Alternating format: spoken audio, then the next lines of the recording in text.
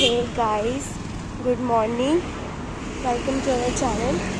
Actually मेरी तबीयत ठीक नहीं है, सो घर पे भी 2 दिन से मन नहीं लग रहा था क्योंकि एक्चुअली फीवर है।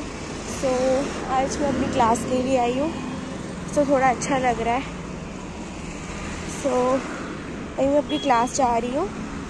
सो मैं एक्चुअली MA कर रही हूँ सोशियोलॉजी में। सो अब मैं आपको अपनी क्लास अटेंड करने के बाद देखती हूँ। बाय।